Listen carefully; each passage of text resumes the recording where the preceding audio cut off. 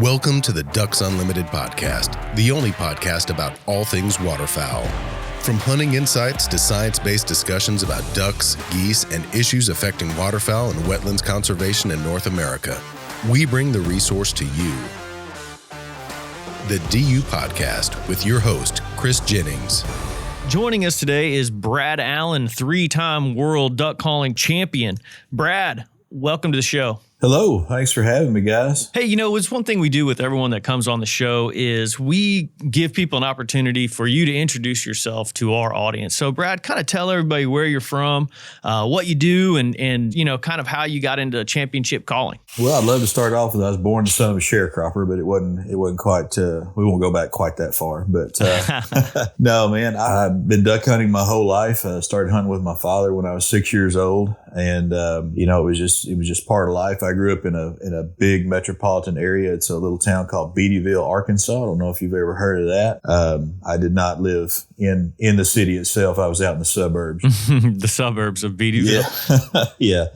But anyway, just hunted there on Cache River. Grew up in Arkansas, hunted my whole life. 1988, my dad took me to the World Championship Duck Calling Contest in Stuttgart. We went down to the festival, enjoyed that, and I just fell in love with it. And it just kind of became a father-son trip for us every year. My dad was a farmer, so I didn't get to see much of him growing up in the summer. Where he farmed was it was 45 minutes there, 45 minutes home, working long hours. I didn't get to see a lot of him, but, he had the winters off. So I think that's how I felt. One of the reasons I fell in love with duck hunting so much is I got to spend time with him and, just being out there and chasing the ducks on Cache River. A great way to grow up. But we started going to the contest. I never really dreamed about entering it. I was just always amazed at how good those guys were at blowing a duck call. But I went to college and got my degree in physical therapy. And when I was in college, I would come home and there was a gentleman that was a world champion duck caller that had bought the hunting club there close to where I grew up. So, summer break and stuff like that, Christmas break, I would come in and do some guiding for him. And I don't know, it just I thought, man, it might be something to try one day, when I get out of college and get a place where I can practice where I won't get evicted. So that's kind of how I got started. Once I got out of college and got out of grad school. So I guess that would have been 97. So I started in 98 doing some competition calling, trying to learn how to do that. It took quite a bit of work. It took me about 10 years before I finally won the world championship. Yeah, and that's funny because that was the first year that I covered the Worlds. For Ducks Unlimited was the year that in 2010, the first time you won. So, I remember that. I remember trying to take pictures of you up on stage celebrating, I'm sure you remember that vividly, but that I just always know, like, first time I ever went there, Brad Allen won the Worlds. So that's pretty cool. One thing that I kind of want you to explain, and you were probably getting ready to get into it, how difficult is it to, get into this championship calling mentality? And what's the main difference that you would tell people right off the bat? Hey, here's the kind of mentality that you have to get into to become a world champion duck caller. Well, I think, first of all, the love has got to be there. There's a lot of guys that like duck calling. Just about everybody that duck hunts likes duck calling. You have to have a real passion for it. And if you're really going to set your sights on being a world champion, you have to keep in mind you're competing against the very best. And you're competing against guys that are very, very talented and they have a lot of drive and they are very focused. And if you want to compete on that level, you have to have that same desire. And you have to be willing to travel, to put a lot of time in. It's a great thing to get into. And when I say this, talk about how difficult it is, I don't want to discourage anyone. If it's something you want to try, getting on stage, anybody can get on stage, you pay an entry fee, you can get on the stage at a regional or state competition and give it a try. And I suggest that if you think you might be interested in that, do it. Even if you don't come away with a world championship trophy, you stand to make some lifelong friends. And we see guys that get into competition calling, they become friends and they hunt together and they trade on guys from different states that are competing against each other and they go hunt together. They'll hunt here in this state, then they'll go over here. And so you see some great relationships come out of it. So it's a wonderful thing. But I think you have to be a perfectionist. You have to realize that it's a subjective type competition. So there are going to be times that you're going to travel a long way and you're not going to win when you think you should have won. There may be some times that you actually get the trophy when you know that maybe there was a guy that probably beat you while you were there. It's a subjective game, which can be very frustrating. But the main thing is you just have to be willing to put in the time. It's just like with anything. You know, if you're practicing a musical instrument or whatever you're doing, you have to put the time in. And I think the main thing is you have to remember that it's a marathon. It's not a sprint. You have to be willing to be in it for the long haul, most likely to have real success. But I think the main thing is you have to be focused and you have to be a perfectionist and really be your toughest critic as you practice and just be willing to put in the time. Yeah. And what's the main difference in the abilities between a kind of a meat caller and a competition caller? Like as far as even air control and things like that, what are the things that you actually practice doing? Well, you know, there's different styles of competition. The main one, the World Championship in Stuttgart, is kind of nicknamed Main Street Calling, which in some ways is very different from other styles of competition. You know, we have some of these, it's nicknamed meat calling, like you were calling to put some meat on the table, hunting style, or live duck competitions. Those are getting really popular. And most guys love to do both. I always enjoyed doing both styles of those. So with Main Street, a lot of people listen to it and they shy away from it. They like, man, this is not really duck calling, you know, because it's about mastery of a call. You are taking that duck call for 90 seconds. You are pushing it to its absolute limit. You know, we're doing ringing hail calls.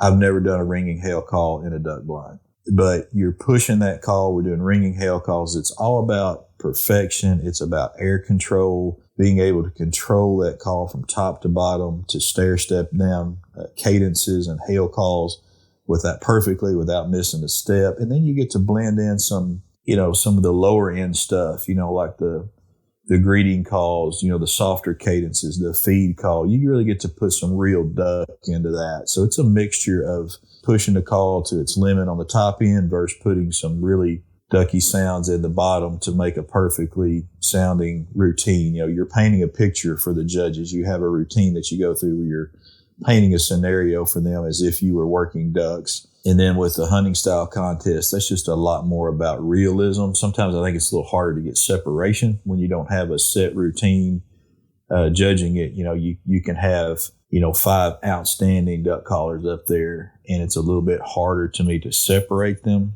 than it is when you're going through the Main Street style. But if you master this Main Street stuff, you'll be amazed at how much better you're going to get at just calling ducks in the blind, because your air control, your control of the call is just going to be so much better. Yeah, and that routine in Main Street Calling, just, you know, for our listeners, give them an idea. It's 90 seconds, right? And you step. I'm trying to paint the picture here. So you step up on stage, you have a warm up. And then from that warm up, then you go into your routine. How long is that warm up? And then how your routine is 90 seconds, and kind of paint that picture for our audience as to exactly how that process works. Sure. As far as a warm up, you're going to get up there and you're going to be cold. You know, you may have been sitting in the back waiting on your turn in the World Championship. You could be sitting back there for nearly an hour before you've made a sound on a duck call. So they give you a warm-up, and I've always heard them saying that this is how they incorporate drug testing into competitive duck calling, because anybody that would get up there and start on a routine without taking a warm-up has got to be on drugs. So that's a positive test. But so you take your warm-up, you're allowed as much time as you want, but most people keep it fairly short. And then there's a red light up there, and when you hit your first note, that red light goes off. And then when you have 10 seconds left in the routine, that light comes back on. And when you see that light come on, if you don't wrap up your routine that 10 seconds, you're disqualified. You could be leading the third round, the final round of the contest, by 10 points, sailing to an easy victory. You make one note past that light, past that 90 seconds, and you're disqualified. You get nothing. So you really have to be mindful of the time. And so basically the picture that you're painting is we're going to start off with a hail call. It's like we see ducks in the distance and we're trying to get their attention to get them to come to us. So we're going to hit 3 hail calls, very loud ringing calls to get their attention. And then as they come to us, we're going to greet to them with some shorter cadences, just like you would in a duck blind. We're going to blow some shorter cadences to greet to them. And then we're going to go into the feed call as supposedly as they are working closer, about to finish into our decoys. We're doing some softer feed calling, but then something's going to go terribly wrong in this routine. We're going to lose them. So we're going to do a comeback call. We kind of get more and more excited as we're losing them. And then we're going to blow what they call a triple comeback call. And that's kind of like stringing 3 of these loud hail calls together. So that takes a lot of air and a lot of control. If you're a smoker, you're probably going to really struggle during this part of the routine because you got to get a good gulp of air. But we're going to blow a comeback call to bring them back. And in the routine, we're successful. They come back. We're going to start the process somewhat over again. We're going to greet to them again. And then we're going to go into the feed call, except this time they're going to come in, land. We're going to blow some soft quacks, set them on the water. Wow. Yeah, no, that's a perfect description. I think that gives everyone a really good idea. Now, when you're doing that, and once you've probably been in so many competitions, you probably don't. But when you start out and you're practicing, are you visualizing that? Are you visualizing the ducks coming in, then the ducks leaving, then, kind of backing off a little bit with a feed call, things like that. Are you visualizing that process? To be honest, I don't really think that I'm thinking about that as much. That's what you're trying to paint for the judges. Mm-hmm. But when you're actually going through it, I think one of the keys to being successful is when I'm blowing that first hail call, I am totally focused on every single note of that hail call that's coming out of my call, every single note from top to bottom. And the same thing, you shift from the next one. As soon as you get finished with that, you got to make sure you have a good air reserve. You're trying to keep your dead time down where you're jumping back and hitting that note quickly.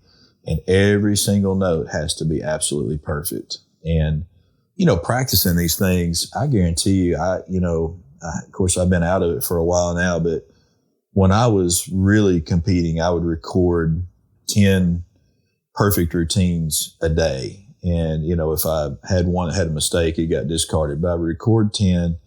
And that way I could listen back to it in my truck or anytime that I was driving or, at the end of the day, I'd go back and listen to those routines and just nitpick them. And you get so dialed in that I guarantee you, if on all 10 of those routines, they would probably have either exactly the same number of notes or they would be within 2. To me, the secret is just laser focus on every, once you blow the hail call, okay, that's done. Now get into the greeting. And I'm thinking about finishing that properly and then transitioning into feed. So I'm not really picturing ducks in my mind. I'm just focusing on making every part of that routine as perfect as I can. Yeah. And, I've actually said this before on this podcast, but, I judged a competition several years ago in Kansas City, and I'd never been a judge before. I was just kind of asked to do it and ended up doing it. And a guy who was actually also a judge, I'm kind of picking his brain for like, hey, what should I be looking for? What's this? And he was like, 1 out of 100, they start out at 70 just for walking out on stage. And that's because it's difficult just to get up in front of people and do these routines. I know personally for me, I am one heck of a spec caller. As I'm continuing to learn how to be a better spec caller, I'm a heck of a spec caller in my truck. But when I'm in a layout blind in the middle of a rice field and I've got a flock overhead, it's a little different even then, let alone getting up on stage. So kind of talk about that process. Is maybe the first time you went out on stage or, just the process of getting out there, being, really brave enough to get out there and show everyone exactly what you can do. Man, the first time I stepped on stage, I had gotten in with some guys and started practicing with them with competition calling. And going into my first contest, first year I'd ever done it, I hadn't been going at it very long, but I seemed to be catching on to it fairly quickly. And I couldn't wait to get up there and show everybody exactly how good I was. And I went to it was actually a Ducks Unlimited festival there in Memphis at their headquarters, back when they had a huge festival there. And the first main real contest of the year, so all the big guns were there, all the great callers that I had seen on television and guys that had won the world before, finishing in the top 10, all the big guns are there. And I just couldn't wait to get up there and show all of them exactly what I could do. I was going to teach them a real lesson. And I remember a girl that I was dating went with me. And she asked on the way up there, she said, do any women compete in this with the men? I said, well, they have a women's division. But I said, there's going to be at least one lady there that I know of. And I said, she's a very, very good caller, but they're not going to be able to really compete with the men too well, just because of the air capacity and things like that. But I said, she's very good, but she really won't be able to compete. And so I got up there, walked out on that stage for the first time, ready to show the world. And man, I looked at that crowd of people and I was so nervous, and I started blowing the routine. Now, another thing that I had noticed is I tend to put a lot of moisture into a call when I blow it, and sometimes that can make the reeds start to stick down on you. So going up there, I didn't drink any water before I went up there because I didn't want that to happen to me and cost me this contest. So I went up there. I did not take a drink. I'm going through my routine, man, and I am getting so nervous. I start shaking, and like one of my legs is shaking. I'm starting to look like Elvis Presley up here, just from my nerves and my legs shaking. And then I'm thinking, I can't even concentrate on my routine. I'm thinking, oh my gosh, these people are just sitting here laughing at me, watching my legs shake. So I had the brilliant idea of I'm just going to shift my weight onto that leg to make it stop shaking. And that's what I did. But when I did that, the other one started shaking, just like you were just like that. Yeah, I really was Elvis there for a while. Best dancing I've ever done in my life. And then, all I can think about is, oh my gosh, I'm embarrassing myself. These people are seeing me shake. And, when you get nervous, you tend to get a little bit cotton mouth. Your mouth gets dry. So I hadn't drank any water going up there. So I'm getting that, and my mouth is getting dry. When I got into my feed call, and my tongue is popping up and down, kind of the ticka action that you get when you're blowing a feed call, my tongue stuck to the roof of my mouth as if I had a mouthful of peanut butter. And these god-awful sounds came out of my call, just choking sounds. I mean, it sounded like I had a blue heron strangling it in a ditch somewhere, and it just sounded horrible. And I get through and I sit down, and I'm just so depressed. I'm so embarrassed. I am so depressed. I cannot believe that I just got up there and embarrassed myself like that. And that lady that I had just told my girlfriend, that had no chance winning the contest, she kicked me right in the butt. I mean, she beat the heck out of me, and then most of the guys that were there that day. So I really got brought down to earth in my first competition. Yeah, and that probably motivated you to, maybe not necessarily be more prepared, but be prepared for the crowd. I think that is a big step for a lot of people. And I think that's when I judge that competition. I guess I didn't realize the crowd capacity and the impact that it can have on these callers as soon as they step out on stage, especially. And then I started going to, Main Street and seeing that where, you got several hundred people, if not more, crowded right there on downtown Stuttgart. And the spotlight is on, as the sun sets, they got this spotlight. I'm like, oh my gosh, like that would be so nerve wracking. It really is. And, that did motivate me. The next contest that I got to enter, I actually finished third place in the next one. And to me, and I think that's one of the differences if you've got a competitive spirit, it's one thing you have to do this. I couldn't wait to get back on stage and prove that I was better than that, so I really couldn't wait to get back up there. And then I was more prepared for the crowd. So I did much better in the second contest. It was still several years before I was actually able to, to win the world or something like that. But the crowd definitely does affect it. And, a lot of it for me, especially in Stuttgart, when you're getting up there, is getting that mindset right. Before you step up there, you also have to get a fighting attitude when you get up there so that you're not intimidated by the crowd and so that you don't blow your routine tentatively or something like that. You have to definitely have the right mindset going into it. 3-time world champion. And I like how you casually say, ever since I kind of stepped away from it. Well, after you win the Worlds, I'm not sure if our listeners know this, after you win the World Duck Calling Championship 3 times, you are no longer allowed to compete, correct? Yeah, they have the Champion of Champions competition that they hold once every 5 years. You're still allowed to do that one. But other than that, as far as the Main Street competition, the ones that are sanctioned by the World Championship, after 3 World Championships, they make a has-been out of you. They retire you and make you step down. But hey, that's a good transition, though. I mean, that's a good transition for us as well into elite calls. And you launched Elite Duck Calls not too long after. It would have been, was it your second or your third one? Shortly after winning my second one. That's right. Yeah, I just thought, you know what, man, I never really had thought about making calls. Like I said, I got my degree in physical therapy, so I was working as a physical therapist. But I thought, man, this is just an opportunity to try this and to try to make a call. If nothing else, just make a call the way I wanted it. When you blow a call, I think all of us, it's like, man, I love this call. I wish it had a little more of this, wish it was a little louder, a little softer. I wish it had some characteristic that it doesn't have. We're always chasing that perfect sound. And so I thought, man, I got an opportunity to try this and just kind of see where it goes. And so I was basically tuning calls above my garage and working that way. And I guess it was 2013, but it was after I'd won my second world championship. So I started making elite duck calls. I didn't make any competition calls starting out. I was just trying to make a hunting call the way that I wanted. And man, I just fell in love with it. It was just so much fun. And what did you,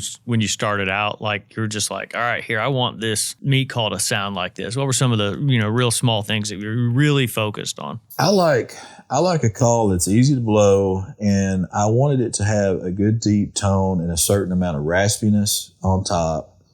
And I wanted that combined with the right amount of back pressure. I like to be able to put some of that natural squeal, that natural whine that you hear in a duck's voice.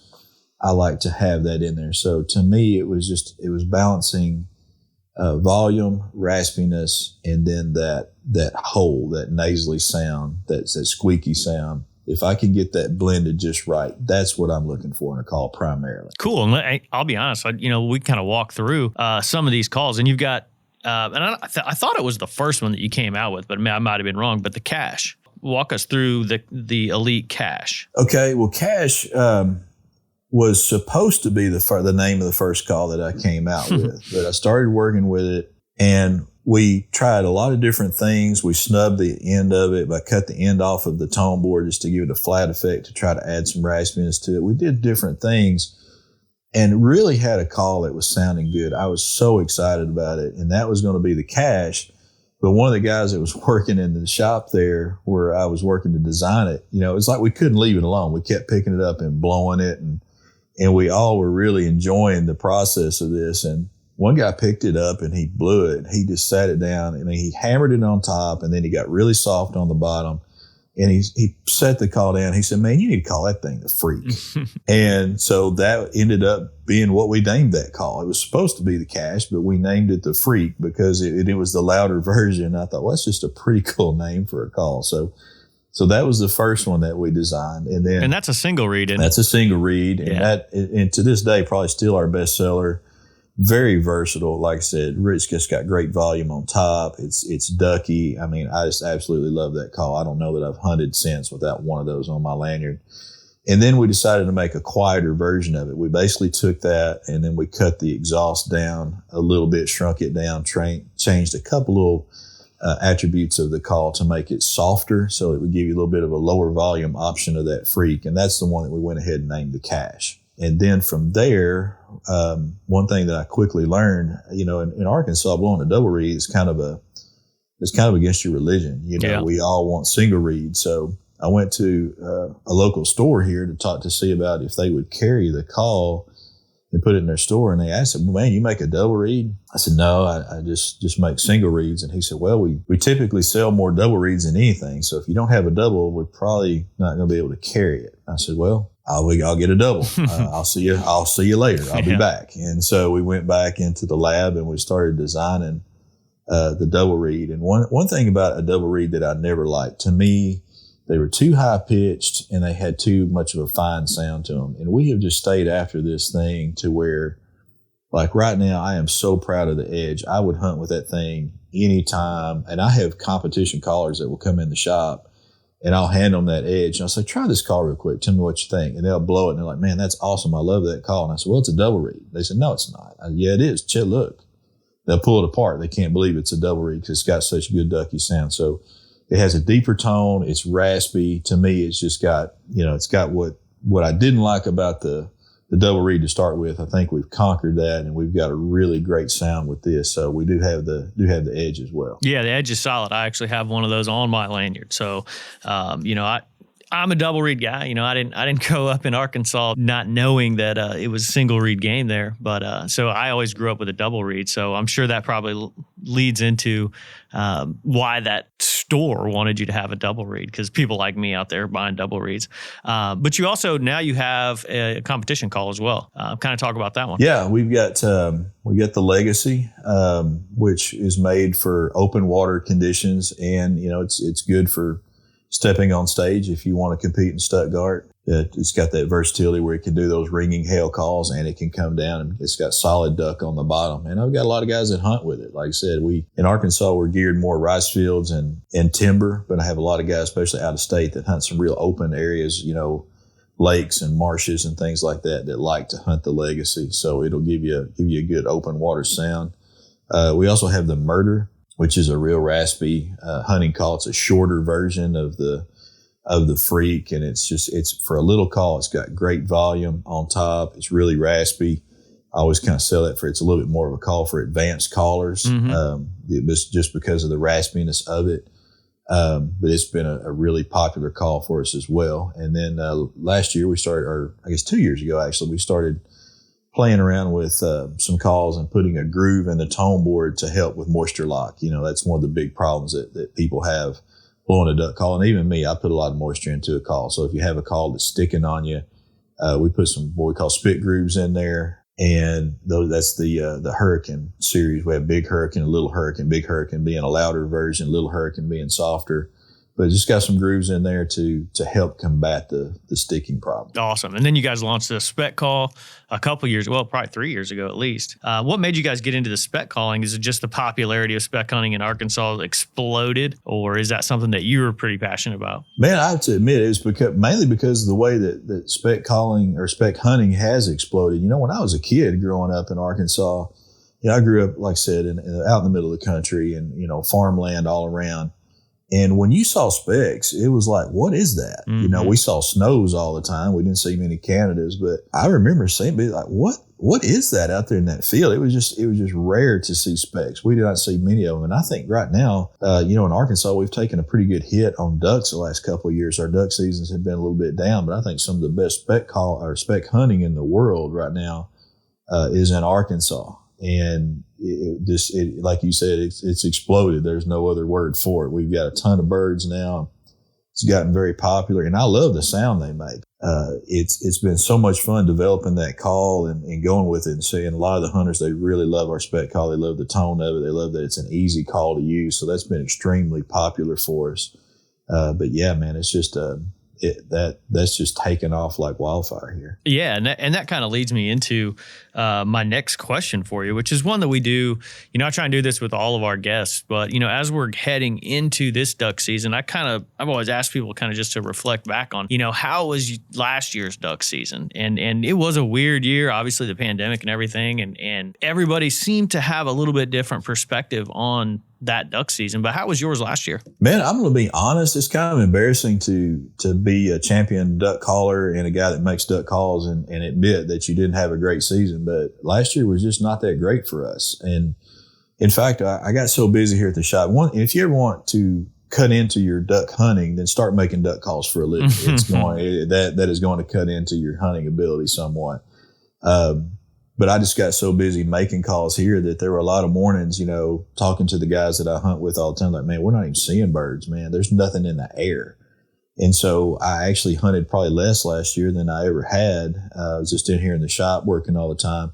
We had a handful of really good hunts. We went out there, we really worked on them a few days, traveled to Oklahoma, went on a hunt out there with some guys, and had a great time doing that. But the duck season was really funny to hear. It was like, when you did get into them, they just would not take pressure. And I heard this story from so many other hunters, coming in and out of the shop here. The same thing that we had seen is, you get into the ducks and you hammer them one morning and you finally have that great hunt that you've been waiting on all year. And so you call your buddies like, hey, man, we needed a couple more guns out here this morning. We had so many birds. Everybody shows up the next morning. Where are the ducks? They're gone. Yeah. They just would not tolerate any pressure. So back-to-back hunts were tough to come by. Now, there's always going to be places, guys that have great locations. They've either got the X that they're hunting on or they have built the X for themselves, with putting out a lot of food managing areas right. So there's a few guys that really had a good season, but I think top to bottom, Arkansas was way down last year. Yeah, I would have been surprised if you just said, "Oh, I had a great duck season." Like not very many people I've talked to had a great duck season in Arkansas. So, hopefully we're going into it. I'm always going to it optimistic. So hopefully we'll go into it this year doing a little better. And before I get you out of here, I want you to talk about one thing though. Something I've worked with you on several different things, but one of the most popular things that articles that I wrote for the magazine and online was a piece about the art of flight control, and it's a digital school for someone to go to. Videos, I think it's a 16 video series. You could probably correct me on that. You're walking people through the entire process of learning how to call ducks. Can you kind of talk about where that idea started? But then also let's kind of get into the details of each step of the art of flight control. Yeah, man. That's one of the things that I'm so proud of, and I really enjoy when I meet other hunters at different events, or they come into the shop and they tell me, "Hey, man, I really learned how to call on the art of flight control," or it helped me with this one aspect of my calling, whatever the case. I absolutely love that. But, man, just growing up, I learned to call from a gentleman that hunted with my dad who was a pretty good duck caller, but he's the only source that I had. And I was always, as a kid, trying to get my hands on some type of instructional or talk to anything that could help me get better at duck calling. And so, I go back, I'm dating myself, but I even go back to, I listened to instructional records before, trying to, a lot of the young people I'd have to Google that to see what I'm talking about, a record that you listen to. But listening to records, or if I could get my hands on a cassette tape or anything like that with any type of duck calling instruction, man, I was just mesmerized by it. I was just sitting on the floor just trying to absorb every bit of it. And when I got into competition calling, I didn't know at the time that there were people that would give lessons, people that have, almost classes or groups of guys that would get together and practice. And so once I decided to do it, the current world champion was Rick Dunn from Echo Calls. And I went to him to try to get a call made. And Rick was just such a nice guy. He was so gracious. He said, "Well, it's going to take you a little practice to get competitive, but we practice over here once a week, so if you want to come and get in on the practice, and we'll try to walk you through it." So every week, man, I couldn't wait to get over there and learn from those guys. And as I went through competitions, learning from him, and I learned from guys, got to learn a little bit from guys like Bernie Boyle, who was a world champion and champion as a caller. I learned from Butch Richenbach, the founder of Rich and Tone. I got to learn a lot from him. Got to learn from Trey Crawford, who's a 3-time world champion, champions. I was so blessed, man. I got to learn from just some of the very best that have ever done it. And they were so gracious to help me. And after winning the world, I was like, man, I wish everybody could experience what I did as far as learning how to blow a duck call. When I first started my first competition, I had no business on that stage, but I got to learn from these guys and learn the right way to do it. And I had to break a lot of bad habits that I had formed growing up, learning the wrong way to do it. So I wanted to make basically the recording or make some path to learning to blow a duck call. I wanted to make what I wish I had growing up. And so I just sat down with a pen and paper and started writing what would be step one. All right, you don't know which end of this thing to blow into. This is how you do it. This is how you regulate your air. This is the most important thing in learning to blow a duck call, is learning to regulate your air properly. And I always tell people, just stay on that section for a long time. Once you learn that, the rest is just practice. And then build on it step by step. Here's step one. Here's step two. Here's the next way you go into it. And I just sat and wrote all that out and for several days looked at it just kind of like writing a book, and going step by step, and took it from the very basics all the way through some of the most advanced things that I would know how to teach someone, incorporating the things that I had learned from the guys that taught me, plus some of my own stuff mixed in there a little bit. And then, a lot of the instructionals I heard were recorded in a duck blind, or they're out in the woods. They didn't have sound. The sound may not be that great where they had recorded their tips on how to blow a duck call. So I went in and rented a recording studio, and it was so much fun going in there and seeing all these guitars and this guy laughing. He's used to recording, great music from top-notch musicians. And now we're in there, squawking around on a bunch of duck calls. But we went in there, and I wanted it to have great sound quality so everybody could pick up on the nuances of what we were doing. And man, it was just a blast. It was so much fun to record and then put it out, and just the response to it and people enjoying it. And it's just so satisfying, so fulfilling to hear people tell me, hey man, I really enjoyed that, and it made me a better caller. Yeah, and people can check that out on your YouTube channel. You have it, I think, on your website as well, but also on ducks.org. You can find it on there. We've got some links to it from the past article. But man, Brad, this has been a great conversation. I know I've enjoyed it, and I think, if everyone gets an opportunity, if you're looking to, get into duck calling or just maybe tweak some things, you can check out that Art of Flight Control. It's really cool. I mean, it starts out, like you said, with the being able to control your air, all the way down into, I think one of them is reactive versus confidence. That's and kind of explain that, actually. I think that's a good thing. Rather than being a reactive caller, calling with confidence, the variations of those. Can you explain that? That's actually chapter 12 in the Art of Flight Control, by the way. Sure. To me, there's times we separate styles of call from being reactive versus confidence. And what we mean by that is, with a reactive call, we're putting a call out there. We're making a sound that we're wanting a specific reaction from that duck. If he's up here hovering in the air and we're wanting him to turn quickly to hitch and come back over our decoy spread to turn him, we're going to hit him with a fast cadence to get a reaction out of him. Or if we're hitting, if he's up high, we're going to hit him with wanting the reaction to make him drop.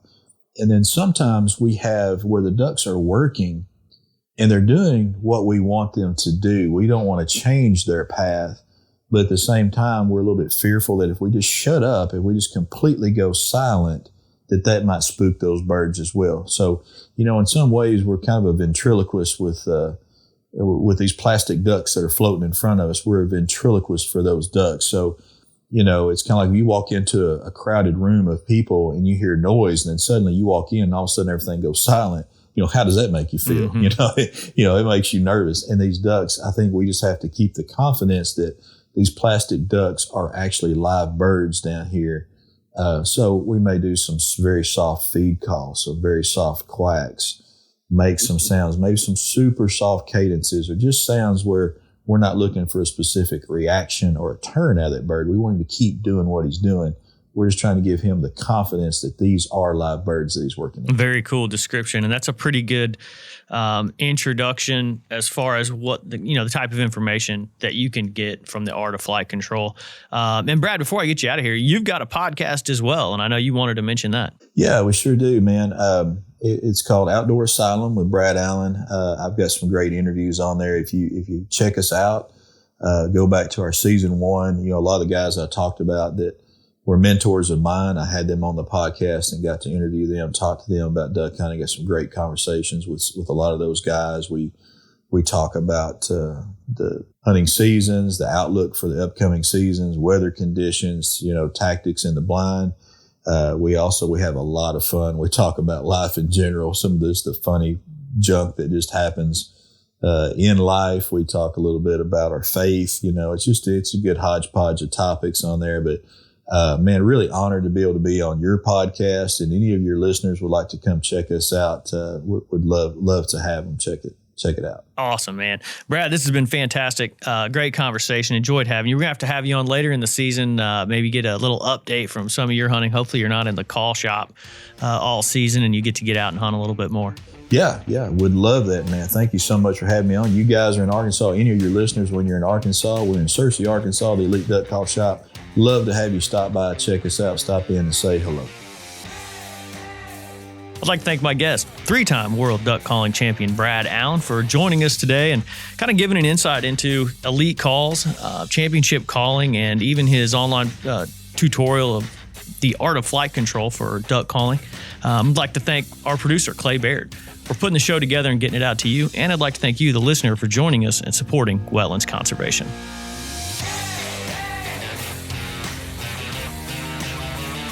Thank you for listening to this episode of the DU Podcast. Be sure to rate, review, and subscribe to the show and visit www.ducks.org/DU Podcast for resources based on today's topics, as well as access to more episodes. Opinions expressed by guests do not necessarily reflect those of Ducks Unlimited. Until next time, stay tuned to the Ducks.